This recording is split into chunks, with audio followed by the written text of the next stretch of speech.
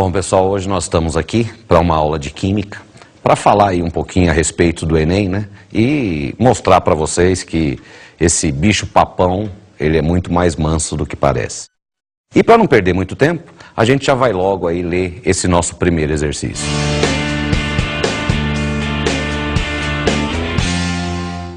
Um dos produtos da queima incompleta de combustíveis que apresentam carbono em sua estrutura, como derivados de petróleo, gás natural, entre outros, é o monóxido de carbono, está aí a fórmula CO.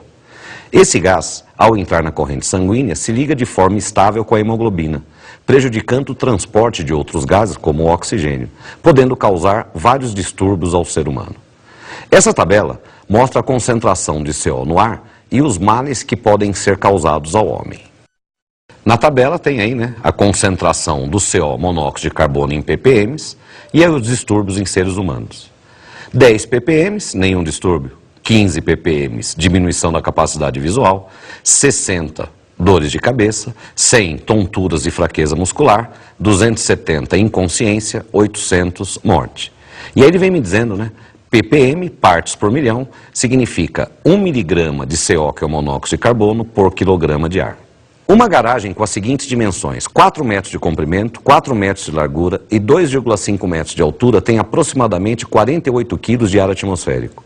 Nessa garagem fechada, foi ligado um carro movido a gasolina durante um certo tempo, produzindo 2,88 gramas de monóxido de carbono. Uma pessoa que esteja nessa garagem poderia: alternativa A, ter diminuição de sua capacidade visual. B, sentir dor de cabeça. C, apresentar fraqueza muscular e tonturas. D, ficar inconsciente e morrer.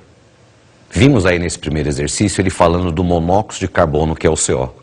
Os combustíveis derivados de petróleo, o etanol, eles apresentam carbono na sua estrutura. E quando se tem uma reação de combustão, nós temos uma série de reações químicas acontecendo. Dentre elas, uma combustão que é chamada de combustão incompleta, que é exatamente onde se produz o monóxido de carbono. O monóxido de carbono trata-se de um gás que ele é classificado como tóxico. Fala por que ele é tóxico? Vamos lembrar aqui um pouquinho de aulas de biologia. O transporte gasoso na corrente sanguínea se dá dessa maneira. Você respira, o oxigênio cai na corrente sanguínea, a hemoglobina se liga ao oxigênio e começa a transportá-la. Só que essa ligação química entre a hemoglobina e o oxigênio é uma ligação instável. Isso significa que daqui a pouquinho o oxigênio ele se desgruda, se desliga da hemoglobina. Aí vem uma outra hemoglobina, se liga ao oxigênio, transporta ele mais um pouquinho, assim é liberado, vem uma outra hemoglobina, se liga novamente ao oxigênio e assim vai transportando o oxigênio até entregar a célula. Na célula, a mitocôndria faz a oxidação celular, produz energia e lança gás carbônico na corrente sanguínea. O gás carbônico também se liga à hemoglobina, só que de forma também instável. Essa ligação instável significa que a hemoglobina fica um tempo ligada ao monóxido de carbono e essa ligação se quebra. Vem uma outra hemoglobina, carrega mais um pouquinho o dióxido de carbono e aí nós chegamos até o pulmão. E você lança o dióxido de carbono aí para a atmosfera. É assim que é feita aí essa troca gasosa aí em linhas gerais. O monóxido de carbono percorre o mesmo caminho. Só que a hora que ele chega na corrente sanguínea, a hemoglobina se liga ao monóxido de carbono, mas é uma ligação estável. Se é uma ligação estável, significa que ela demora a ser quebrada. Isso me garante que essa hemoglobina vai ficar um tempo sem conseguir se ligar ao oxigênio. Se a gente estiver num ambiente onde a concentração de monóxido de carbono é grande, significa que eu vou jogar bastante monóxido de carbono na minha corrente sanguínea, várias hemoglobinas vão ficar ligadas ao monóxido de carbono, começa a faltar oxigênio nas células. Essa tabela mostra a concentração que tem que ter aí no ar atmosférico, ou no local que você está, do monóxido de carbono, em relação à quantidade de ar aí nesse sistema, e os males que podem causar. Agora, como é que a gente chega à resolução desse exercício? Como é que a gente consegue determinar aí a sua resposta? Vamos acompanhar comigo a resolução aí na tela. Bom, ele está falando que ppm, partes por milhão, é 1 miligrama do CO para cada quilograma de ar. Fala, mas onde é que vem esse termo, né? ppm e ele me dizer aí que é miligramas por quilo. Veja só, acompanha comigo esse raciocínio. Miligramas por quilograma. Mili, 10 a menos 3. Quilo, 10 a terceira. Vamos pegar esse 10 a menos 3 que está aqui no numerador e vamos passar ao denominador. Ele passa lá multiplicando, então fica gramas por 10 a sexta grama. E 10 a sexta significa 1 milhão. Então você tem aí 1 grama para 1 milhão de gramas. Olha só, uma parte que é 1 grama para 1 milhão de partes para 1 milhão de gramas. O enunciado do exercício diz pra gente que 2,88 gramas do CO foram espalhados nessa garagem, né? Só que 2,88 gramas correspondem a 2.880 miligramas do monóxido de carbono. Agora, esses 2.880 miligramas do CO estão devidamente distribuídos nos 48 quilos de ar atmosférico presentes nessa garagem.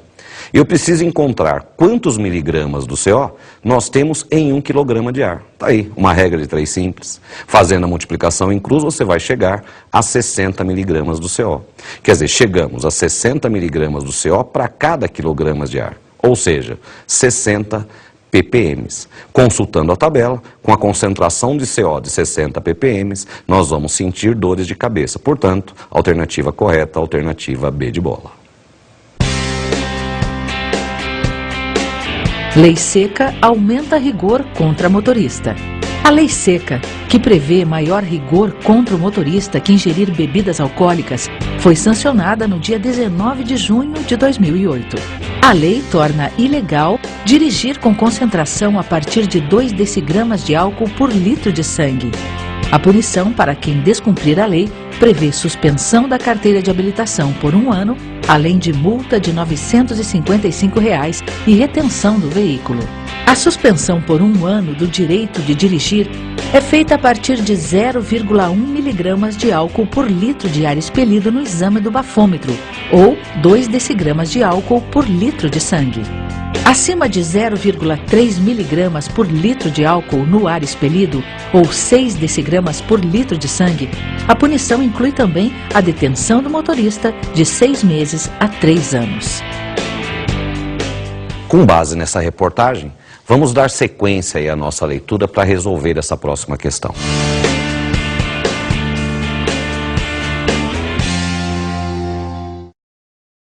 O tempo de metabolismo do álcool depende de algumas condições, como massa corpórea e se o indivíduo está ou não alimentado no momento da ingestão da bebida. O gráfico que estamos vendo mostra a concentração de álcool no sangue de 2 pessoas de mesma massa que tomaram 3 latas de cerveja cada. Porém, um estava em jejum e o outro devidamente alimentado. Vamos analisar as afirmações. 1. Se no teste do bafômetro o motorista tem no mínimo 0,1 miligrama de álcool por litro de ar expelido, estará livre de multas. Porém, se estiver acima de 0,6 gramas de álcool por litro de sangue, está sujeito a ficar preso de 6 meses a 3 anos. 2. Analisando o gráfico, em um mesmo intervalo de tempo, o indivíduo em jejum tem a maior concentração de álcool no sangue. 3. De acordo com a lei, o indivíduo em jejum só pode dirigir após 8 horas de ingestão das cervejas, já o indivíduo alimentado após aproximadamente 5 horas e 30 minutos. Dentre essas afirmações estão corretas. Alternativa A, 1 apenas, B, 2 apenas, C, 1 e 2 apenas, D, 1 e 3 apenas e alternativa E, 2 e 3 apenas. Na primeira afirmação, ele me diz, se no teste do bafômetro o motorista tem no mínimo 0,1 miligramas de álcool por litro de ar expelido, aí já pode parar, né? Tá incorreta, porque lá no texto ele diz pra gente que a partir de 0,1 miligramas de álcool por litro de ar expelido, o indivíduo já vai ter multa e carteira apreendida. Então a primeira afirmação, incorreta. Na segunda afirmação ele diz assim, analisando o gráfico, em um mesmo intervalo de tempo, o indivíduo em jejum tem maior concentração de álcool no sangue. Agora acompanha comigo aí na tela o gráfico que ele fornece para você. Aí na ordenada, nós temos a concentração de álcool no sangue em gramas por litro. E aí você tem aí na abscissa o tempo em horas, né? Você observa que, inicialmente, você tem essas curvas ascendentes, né? Porque é o instante que os 2 indivíduos estão ingerindo a cerveja. Conforme nós vamos ingerindo aí o álcool, é lógico que já vai tendo metabolismo. Mas a velocidade de ingestão do álcool é muito maior que ele é quebrado. E aí ele mostra para você claramente que você tem aí a linha contínua representando o indivíduo que está bebendo alimentado. E ele mostra aí para você essa linha pontilhada, o indivíduo que está em jejum. E aí você observa que essa curva que representa a linha pontilhada, quer dizer, o indivíduo em jejum, está sempre, em qualquer intervalo de tempo, acima do indivíduo alimentado, o que determina que a concentração de álcool no sangue no indivíduo em jejum é sempre maior comparado ao indivíduo alimentado no mesmo intervalo de tempo. Na terceira afirmação, ele diz pra gente assim: de acordo com a lei, o indivíduo em jejum só pode dirigir após 8 horas a ingestão das cervejas. Já o indivíduo alimentado após aproximadamente 5 horas e meia. Vamos voltar ao gráfico. Você observa aí, como dissemos anteriormente, né, as duas curvas aí inicialmente ascendentes, quer dizer, aí os indivíduos estão ingerindo álcool, estão bebendo aí as 3 latas de cerveja. E aí demoraram aproximadamente 1 hora para isso, que você pode ver que depois de 1 hora, você tem aí o pico das duas curvas, não é verdade? Então depois de 1 hora, praticamente eles já não estão ingerindo mais a bebida. A gente sabe disso porque a partir daí você começa a ter uma curva descendente, não é verdade? E isso determina o metabolismo do álcool pelo sangue. E aí, a lei determina que o indivíduo só pode dirigir com, no máximo, 0,2 gramas por litro, que são os 2 decigramas de álcool para cada litro de sangue. Que é o que nós temos no gráfico, né? A concentração em gramas por litro em função do tempo. Observando aí o indivíduo em jejum. Para ele atingir essa concentração de 0,2 gramas por litro de álcool, vai demorar aí 8 horas, quer dizer, ele só pode dirigir após 8 horas a ingestão dessas 3 latas de cerveja. Agora, você observa bem aí que esse indivíduo alimentado, após aproximadamente 5 horas e meia, ele já vai atingir essa concentração de 0,2 gramas por litro de álcool no sangue. Então o indivíduo alimentado pode voltar a dirigir aproximadamente após umas 5 horas e meia. Então também essa afirmação correta. Então estão corretas aí as afirmações 2 e 3, alternativa E. Até agora tranquilo, né, moçada? Nós vamos agora fazer a leitura de um terceiro exercício. Acompanha comigo aí na tela.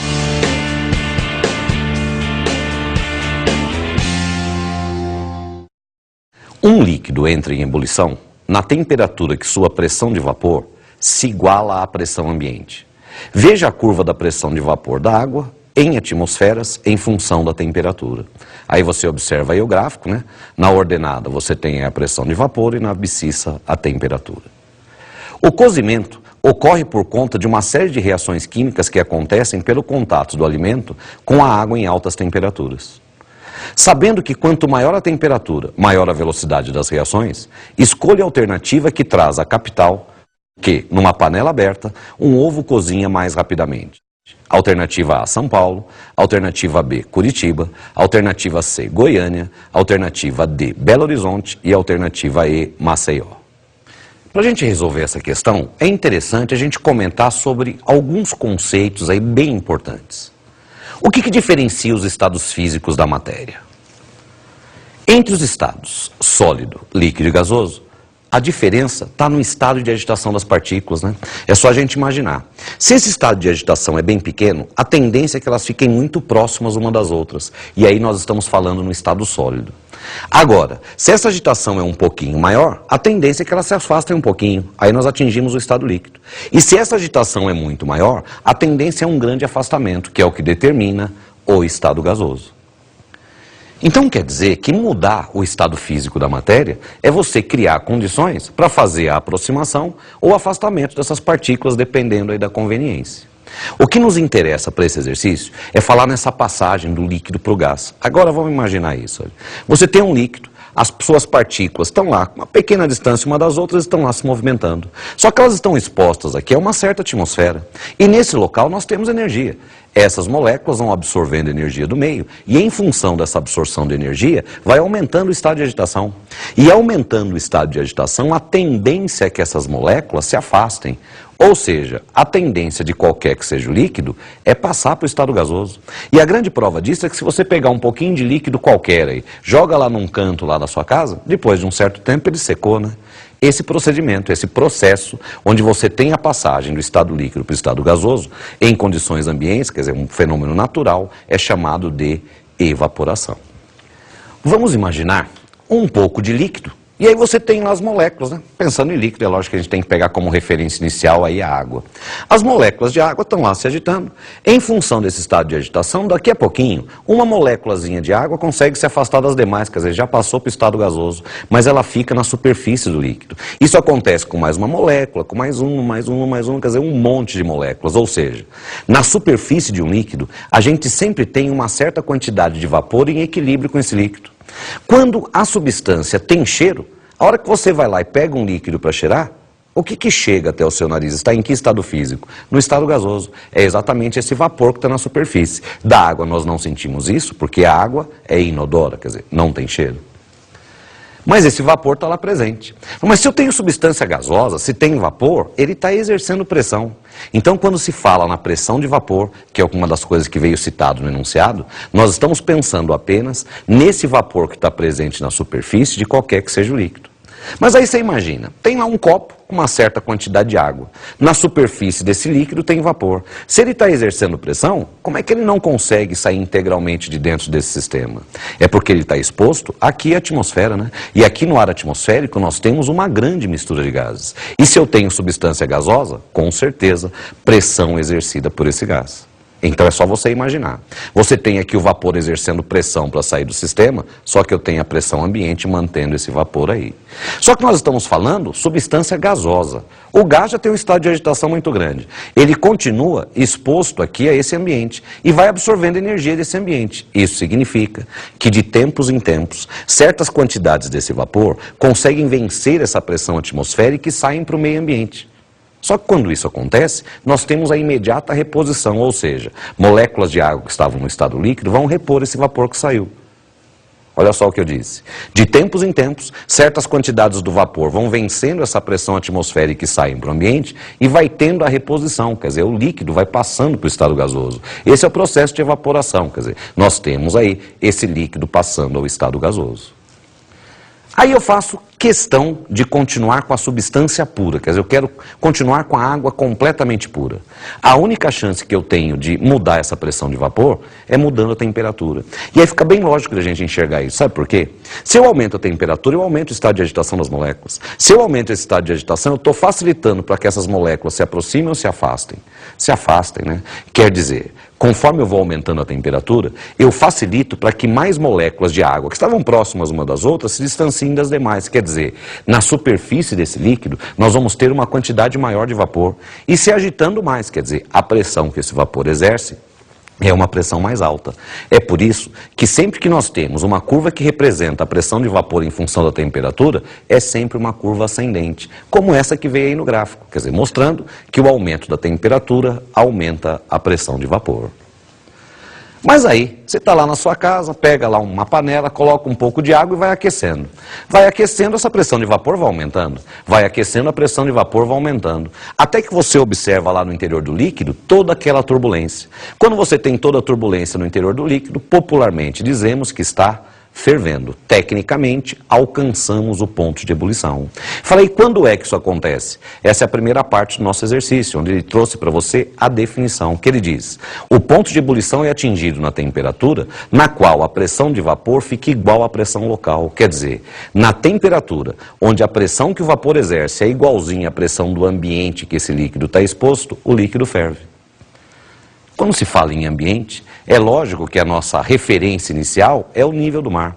E lá, o nível do mar, nós temos a obrigação de saber que a pressão ambiente corresponde a uma atmosfera, que é a mesma coisa que 760 milímetros de mercúrio. Reforçando a definição, que é sempre importante. Se eu tenho um líquido ao nível do mar, de acordo com a definição, qualquer líquido ferve nesse local, na temperatura onde o seu vapor exerce a pressão de uma atmosfera. Agora, vamos voltar ao gráfico que o exercício forneceu. Então você tem aí no eixo da ordenada a pressão de vapor. Estamos pensando ao nível do mar. Ao nível do mar, a pressão ambiente é de uma atmosfera. A temperatura onde o vapor de água exerce a pressão, quer dizer, o ponto de ebulição da água, fazendo a leitura gráfica, está aí os 100 graus Celsius, que é um valor que a gente tem a obrigação de saber, né? A água, ao nível do mar, entra em ebulição na temperatura de 100 graus Celsius.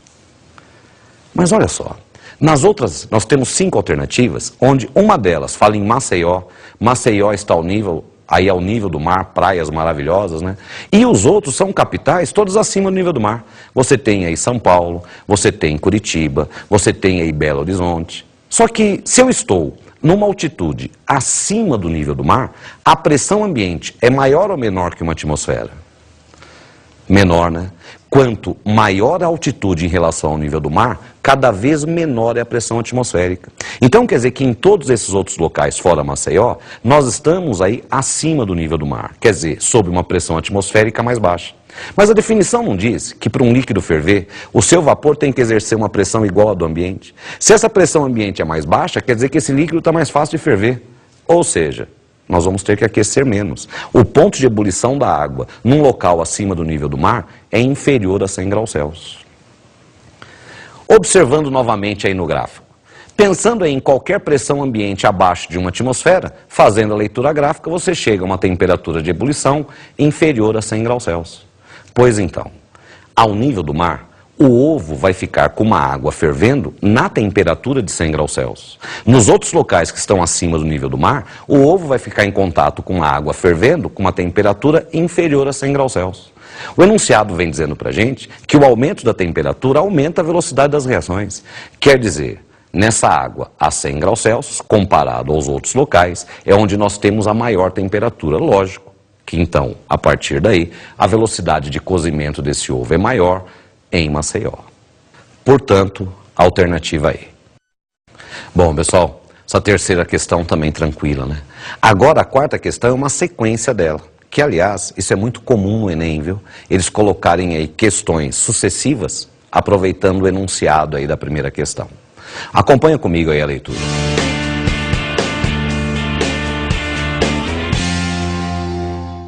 É de senso comum que no processo de cozimento, como citado no exercício anterior, assim que se inicia a fervura, devemos abaixar o fogo. Esse procedimento é, na alternativa A, errado, pois se nesse momento o fogo for diminuído, a temperatura diminui. B, errado, pois com esse procedimento a velocidade de cozimento diminui e ainda com maior gasto de gás. C, correto, pois o alimento ficará mais macio e saboroso. D, correto, pois durante a ebulição de uma substância pura, a temperatura não varia, e assim o cozimento ocorrerá no mesmo tempo, porém economizando gás. E na alternativa E, correto, pois diminuirá a evaporação da água.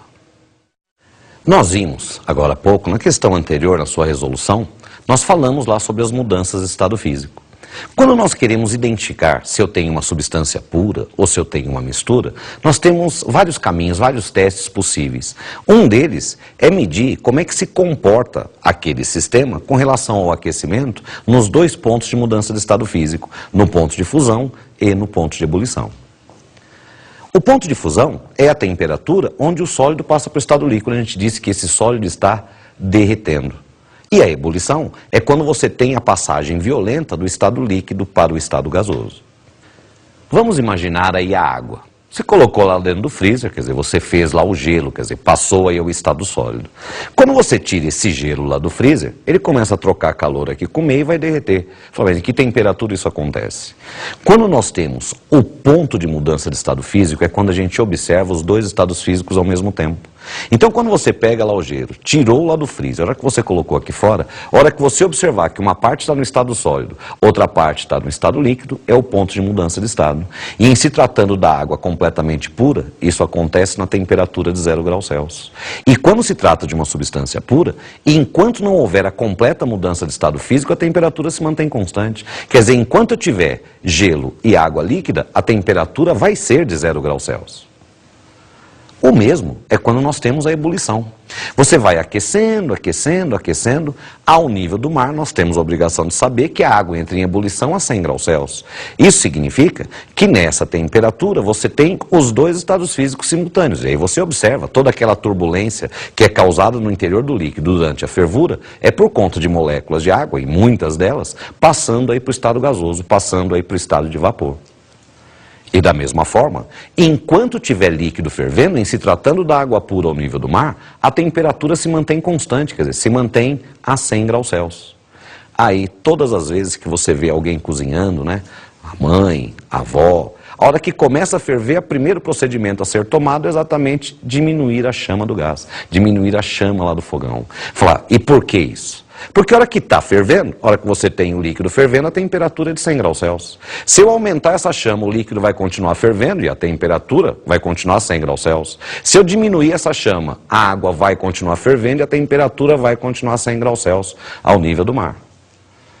Ou seja, na hora que começa a fervura, se eu vou lá e abaixo essa chama, nós vamos continuar com a mesma temperatura, e lembra, no enunciado do exercício anterior, ele disse que quanto maior a temperatura, maior a velocidade da reação. Então, se eu abaixo a chama, a temperatura fica a mesma, a velocidade da reação vai ficar a mesma, só que eu estou economizando o gás, já que essa chama está em bem menor. Então, a alternativa correta é a alternativa D de dado. Agora vamos acompanhar aí comigo na tela a leitura do próximo exercício.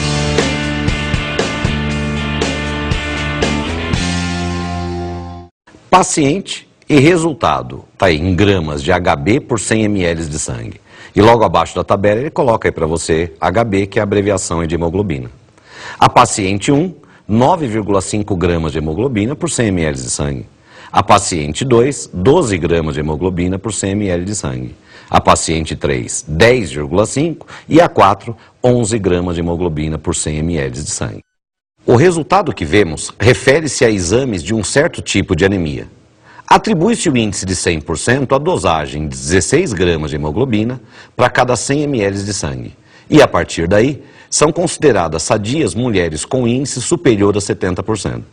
Sabendo que o método utilizado tem uma incerteza de mais ou menos meio grama de hemoglobina por 100 ml de sangue, qual ou quais mulheres certamente são sadias? Alternativa A, A1, AB, 2, alternativa C, a paciente 3, D, paciente 4 e na alternativa E, pacientes 2 e 4. O enunciado diz que para 100 ml de sangue é considerado 100% 16 gramas de hemoglobina. Então acompanhem o raciocínio. 16 gramas de hemoglobina é a taxa de 100%. São consideradas sadias quem tem acima de 70% disso. Então se os 16 gramas 100%, 70% X. Uma regra de 3 simples, faz a multiplicação em cruz, vai chegar aí a 11,2 gramas. Quer dizer, acabamos de determinar que a paciente que tiver acima de 11,2 gramas de hemoglobina por 100 ml de sangue é sadia. Se tiver abaixo disso, é anêmica. Mas o enunciado diz também que nós temos aí uma incerteza, né, de mais ou menos meio grama de hemoglobina por 100 ml de sangue. Observando a tabela, a paciente número 1 teve como resultado 9,5 gramas de hemoglobina por 100 ml de sangue. Só que nós temos que jogar aí a incerteza. Quer dizer, pode ser que esse resultado seja meio grama a mais ou meio grama a menos. Sendo, se for meio grama a menos, ela ficaria com 9 gramas. Meio grama a mais chegaria a 10 gramas. Então aí você observa que com o máximo que ela pode ter, que são 10 gramas de hemoglobina por 100 ml de sangue, está abaixo dos 11,2. Então essa paciente número 1, ela é anêmica. Já a paciente número 2, o resultado deu 12 gramas de hemoglobina. Levando em conta a incerteza, se for menos meio grama, ela teria 11,5. Mais meio grama, 12,5. Então você vê que na paciente 2, no mínimo que ela pode ter, já levando em conta essa incerteza, ficaríamos com 11,5 gramas de hemoglobina por 100 ml de sangue. Está acima dos 11,2. Então a paciente 2 com certeza é sadia. Já a paciente 3, o resultado deu 10,5. Levando em conta a incerteza, menos meio ficaria com 10, mais meio ficaria com 11. Com o máximo que ela pode ter, aí, que são os 11 gramas de hemoglobina, está abaixo dos 11,2. Um pouco abaixo, mas abaixo. E, portanto, ela também está anêmica. Agora, a paciente número 4, o resultado deu 11. Se eu levo em conta a incerteza, menos meio, ela ficaria com 10,5. Mais meio, ela ficaria com 11,5. Olha só que caso interessante. Para essa paciente, se o resultado for meio grama a menos, ela está com 10,5, está abaixo dos 11,2 e, portanto, é anêmica. Se for mais meio, ela ficaria com 11,5 e aí acima dos 11,2 e seria uma paciente sadia. Então você observa que essa paciente número 4, com o resultado que deu, não dá para se afirmar com esse método se ela é sadia ou anêmica. Nesses casos, o bom médico vai sugerir aí um novo exame, com um outro método para se chegar a um diagnóstico mais preciso. Então, das 4 pacientes, sadia com certeza apenas a paciente número 2. Portanto, alternativa correta, alternativa B de bola. Bom, pessoal, agora nós vamos à última questão dessa aula. Acompanhe a leitura comigo.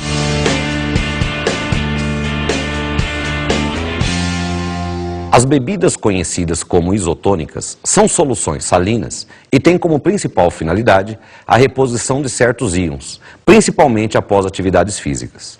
A tabela que vemos compara as quantidades dos íons sódio e potássio em 100 ml de um isotônico comercial, IC, e a água de coco, AC. Sabe-se que para repor o potássio perdido em 1 hora de corrida, são necessários 200 ml de água de coco. Para cumprir o mesmo papel, o volume de isotônico comercial que deve ser ingerido é: alternativa A, 500 ml, alternativa B, 600 ml, alternativa C, 3 litros, D, 5 litros e alternativa E, 6 litros. O enunciado diz que para repor o potássio de 1 hora de corrida, são necessários 200 ml de água de coco. Então vamos fazer esse cálculo. Na tabela, nós temos os dados correspondentes a 100 ml desses isotônicos. E aí, observando a tabela, ele me traz que são 100 ml de água de coco, tem 150 mg do potássio. Como eu tenho que tomar 200 ml de acordo com o enunciado X, uma regra de 3, multiplica em cruz, chegamos aí a 300 mg de potássio. Então, o que nós acabamos de calcular é que para eu repor o potássio perdido em 1 hora de corrida, eu tenho que ingerir 300 mg desse íon.